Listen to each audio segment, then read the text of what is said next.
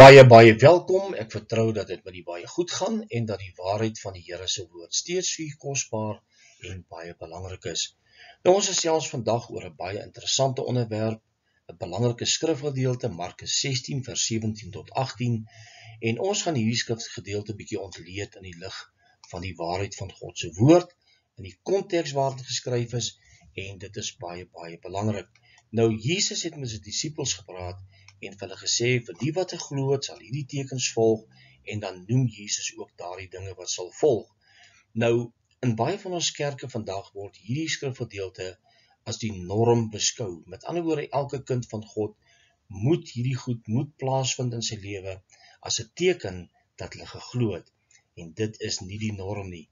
Ons gaan vandag vir 'n paar video's speel, ons gaan kyk wat hierdie mense te sê het, ons gaan dit beoordeel in die lig van die skrif. So kom ons spring dadelik weg. Nou die belangrike vraag, waaroor gaan hierdie skrifgedeelte en met wie het Jesus hier gepraat? Onthou, hy het gepraat met hulle voor sy hemelvaart en hy het vir hulle gesê, hy wat glo en hom laat doop sal gered word, hy wat nie glo nie sal veroordeel word. En dan sê hy vir hulle die volgende, hy sê, en vir die wat glo het, sal hierdie tekens volg, in my naam sal hulle duiwels uitdryf, met nuwe tale sal hulle spreek, slange sal hulle opneem, en as hulle iets dodeliks drink, sal dit hulle geen kwaad doen nie, en op siekes sal hulle die hande lê, en hulle sal gesond word. Nou dis 'n skrifgedeelte wat so maklik gebruik word, en dit word as die norm gebruik. Met ander woorde, dit moet plaasvind in jou lewe, en dit bring baie verwarring, en baie misverstande, en so baie gelowiges, wat hierdie tekens nie sien plaasvind in hulle lewens nie, begin twyfel oor hulle geloof, oor hulle, die feit dat hulle gered kan wees al dan nie, en dit is nie 'n gesonde ding nie. Nou ons gaan na 'n paar videoklips luister, soos ek gesê het, en die eerste een waarna ons gaan kyk, is 'n leraar wat natuurlik hierdie skrifgedeelte dan ook gebruik in sy kerk, en dan gaan u sien dat hy die slange opneem en die gif wat mense drink, het hy nie oor iets te sê gehad nie, hy het nie dit uitgebrei nie, maar hy het wel gepraat oor die ander tekens wat ons so vandag in ons kerke, veral in die charismatiese beweging sien. En u moet oplet wat hy sê, ons gaan nou daaroor gesels, kom ons gaan luister wat hy sê. And these signs will follow those who believe. So these signs will follow you. Do you believe in Jesus Christ? But these signs will follow those who believe. In my name they will cast out demons. So how many demons did you cast out this week? Because that is what you're supposed to do. That was a commandment. Jesus didn't say if you feel like going into the world. He says go into all the world and preach the gospel. It's a commandment. Just as the Bible says command, love your neighbor. It is a commandment. The Bible says go out and preach the gospel. Cast out demons. They will speak with new tongues. So if you are a believer, you need to speak in new tongues. It is not the gift of speaking in tongues. It is speaking in tongues that every child can do. For me to be able to communicate with my daughter, I need to understand the tongue that she speaks. And that is why God has given every believer a tongue. That is why you can pray in other tongues. Yes, you get gifts of tongues and then you get just normal tongues. I'm not speaking about the gifts of tongues. Like I don't have the gift of tongue yet. But I can speak in tongues. There's a much different thing. Because speaking in tongues, as we can see here, is for everyone that believes. So every Christian must be able to speak in other tongues. But the religion and the devil will tell you, but listen, this is only for some. No. Why will God give only some children something and not other ones? Why will He give some people the keys to be edified and other children not? He's a good father. He's not a bad father. They will take up serpents, and if they drink any deadly thing, it by no means will hurt them. They will lay hands on the sick, and they will recover. So that is what you can do. You can lay your hands on the sick, and they will recover. Not maybe, they will recover. You have the power inside of you to heal the sick. So when your friend or your auntie or whoever tell you, but listen, I have cancer, I have this. It is not time to gossip, say, oh, ek so jammer om te hoor. Hoe lank sê die dokter het jy nog? Nou ja, dis baie duidelik. Hy het 'n klomp dinge hier gesê en ons gaan na elkeen van daai goed kyk waarvan hy gepraat het. Kom ons begin met die eerste. Hy sê vir hulle wat glo het, sal in my naam sal hulle duiwels uitdryf. Dan sê hy vir hulle, so hoeveel demone het jy nou uitgedryf? Want jy is veronderstel om dit uit te kan dryf. En dan sê hy, dis 'n opdrag, dis 'n command. Ja, die evangelieverkondiging is 'n opdrag, dat ons die groot opdrag sal uitvoer en die evangelie aan elkeen sal verkondig, en dit is ons opdrag. Maar Jesus het nie gesê, dis 'n opdrag dat julle in tale moet praat, dat julle demone moet uitdryf, en dat julle hande op die siekes moet gaan lê nie. Hy het gesê, dis tekens wat sal volg, en dit is nie op veronderstelling dat dit vir elkeen sal wees nie, want die woord sê, hy sê dat elkeen moet in tale praat, dis nie 'n gift nie, dis 'n taal wat elkeen ontvang, en dan verwys hy natuurlik na die prayer language. Kom ons gaan kyk. Hy sê met nuwe tale sê julle spreek, as gelowiges moet jy in tale praat. Hy sê dis nie die gawe van tale nie, maar hier verwys hy na die prayer language, en dit is maar net gibberish. Hy self praat nie en het nie die gawe van tale nie, maar hy sê hy praat in tale, en dan verwys hy natuurlik na die prayer language. Hy sê, en dit is aan elkeen gegee, maar as geen skrifgedeelte vertel dit ooit nie. Want die woord van die Here sê, en soos ek nou gelees het in Markus 16, hy sê met nuwe tale sal julle spreek, en ons het gesien wat daai tale is. Handelinge 2, vers 4, jy kan gaan kyk, en hulle het in tale gespreek, elkeen hulle taal ontvang, en hulle het gehoor in hulle eie moedertaal hoe hulle spreek. Dis nie 'n prayer gibberish language nie. En as jy later in die boek van Handelinge gaan lees, verskeie plekke waar mense die Heilige Gees ontvang het, en hulle in tale gepraat, hulle gehoor hoe hulle God prys en groot maak. Nou, hoe kon hulle dit hoor as hulle dit nie kan verstaan nie? Want hulle sê, hierdie taal verstaan niemand nie, dis 'n prayer language wat niemand verstaan nie. Nou, daai mense dit gehoor. Nou, dis baie maklik vir hom te sê, hy het nie die gawe nie, want hy kan nie. Jy sien, dis baie maklik om 'n prayer language te feit, want jy praat gibberish en niemand kan sê wat jy sê nie. En dit is wat hy hier natuurlik uitbrei oor. En dit is waar die misleiding inkom. Kom ons gaan kyk verder. Hy sê, dan lees hy van slange opneem en iets dodeliks drink. Het jy opgelet dat hy dit gelees het en ewe skielik oorgegaan het na, en as julle die siekes op die hande op die siekes lê, sal hulle gesond word, want dan sê jy die krag in jou om dit te kan doen. Hoekom het hy nie iets gesê oor slange opneem en iets dodeliks drink nie? Want jy sien, hier gaan hulle die toets dop, want Jesus het gesê dat vir hulle wat glo het, sal al hierdie dinge volg. Slange opneem en iets dodeliks drink ook. En ons sien dit in die boek van Handelinge, het dit wel plaasgevind met die apostel Paulus, wat 'n slang in sy hand gehad het, hy het hom afgeskit in die vuur, en hy het niks oorgekom nie. Maar hierdie mense swyg as dit kom by elkeen van die goed waarvan Markus 16 vers 17 en 18 praat.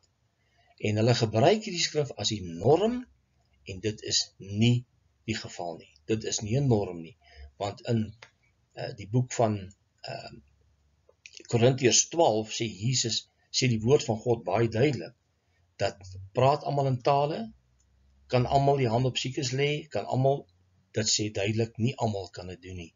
Maar vir die charismate is die prayer language 'n norm. Almal kan dit praat, almal moet daai taal ontvang, en dit is nie wat daai skrifgedeelte sê nie. Nou kom ons gaan luister na iemand, 'n leraar, wat dit pragtig uiteensit. Wat is Markus 16 vers 17 en 18? Kom ons gaan luister wat hy sê. He says in verse 15, "Go into all the world and proclaim the gospel to the whole creation. Whoever believes and is baptized will be saved, but whoever does not believe will be condemned." And so here Jesus is speaking of the individual and the result of their faith or lack thereof. If an individual believes and is baptized, he'll be saved, but if an individual doesn't believe, he'll be condemned. Then Jesus says these signs will accompany those who believe. And so he shifts here from the individual to the collective. He's not saying these signs will be a part of every individual believer's life, but they'll be characteristic of the body of Christ as a whole. He says they will cast out demons, they will speak in new tongues, they will handle serpents, and so on. He's not using a singular pronoun like he did in the previous verses, but a plural one. And when we look to the rest of the New Testament, we'll find evidence that not every believer had these signs, plural, attached to them. For instance, we have the 3,000 converts on the day of Pentecost. We have the Ethiopian eunuch. We have Lydia and her household, and the Philippian jailer, and many more who were said to have turned to the Lord, who didn't have any signs accompany them, at least none that we're made aware of. And so those who believe that Jesus speaks of is not in reference to every individual believer, but rather the body of Christ as a whole, which would be set apart by these signs, which did accompany them in the early church. And so the question we have to ask is, if these signs were meant to accompany every individual believer as the way of validating their status as such, why don't we see this happening in the book of Acts, where we have dozens of references to people believing in the Lord? Why doesn't the New Testament establish this pattern for us if these signs are meant to be normative for all Christians throughout all ages? Nou ja, dit is 'n pragtige uiteensetting van Markus 16 vers 17 en 18 en dit is baie duidelik dat hierdie het grotendeels in vervulling gegaan in die boek van Handelinge, wat die oorgangsfase is tot die kerk, die stigting van die kerk van Christus. En daai tekens en wonders het God toegelaat deur die hande van die apostels om die kerk tot stand te bring. En dit is die konteks van hierdie skrifgedeelte. Dit is nie die norm vandag soos hy dit uitgestipuleer het nie. Is nie 'n norm nie.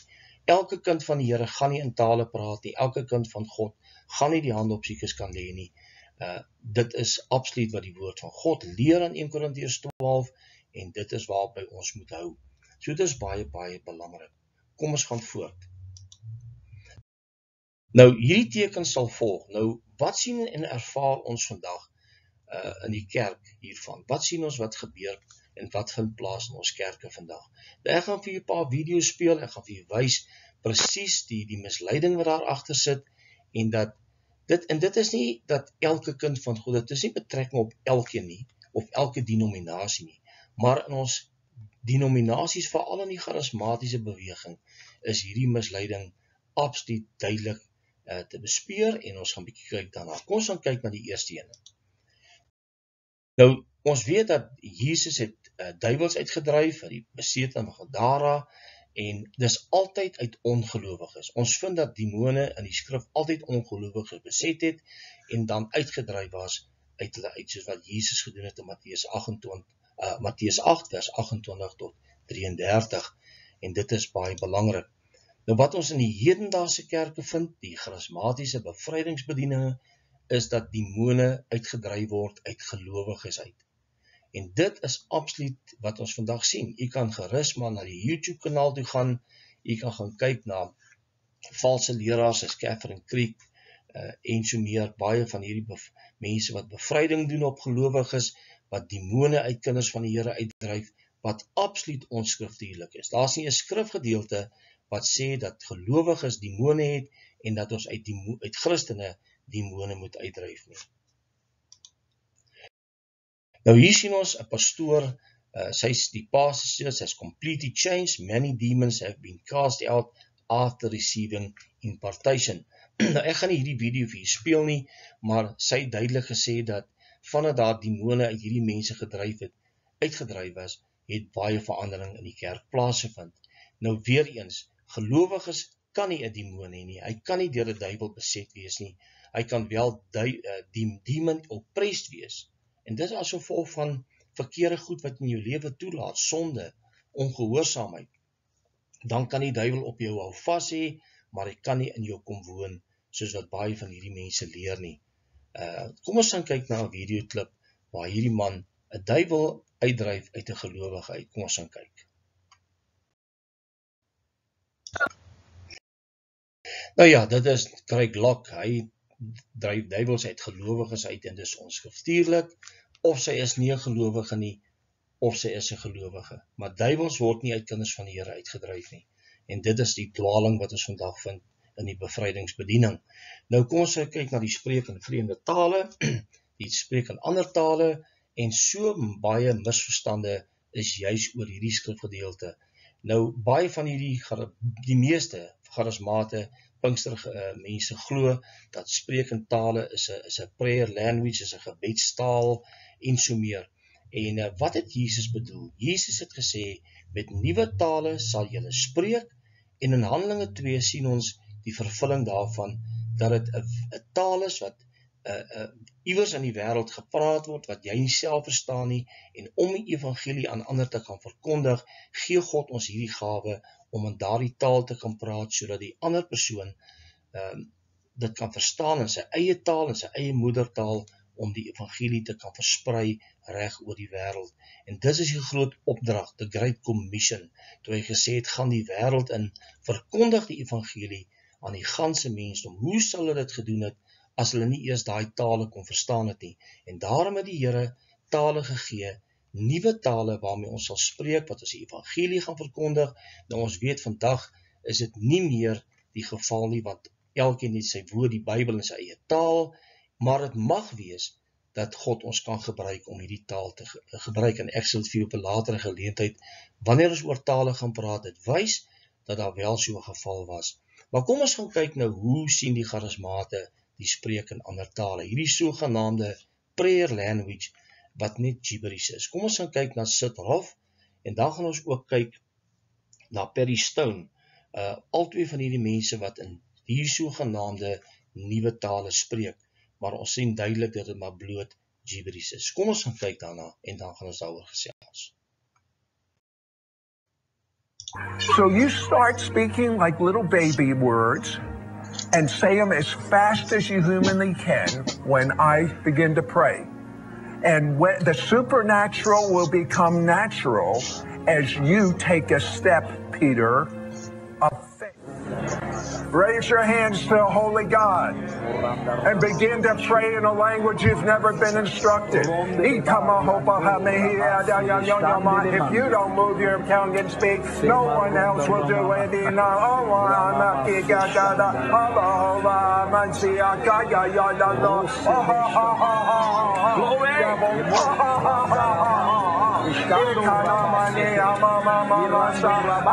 I know you don't know what to say. Make little nonsense syllables up. They're not nonsense. But if the first word's coming out of your spirit, do it faster. I said faster. I said faster. You can do it faster than that. If I had a gun in your ribs, you'd do it faster.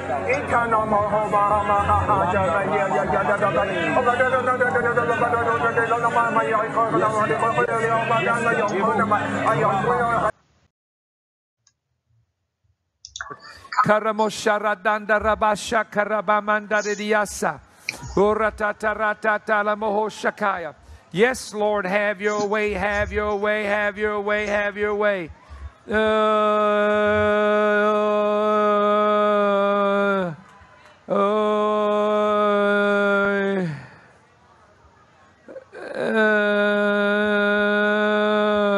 Hallelujah.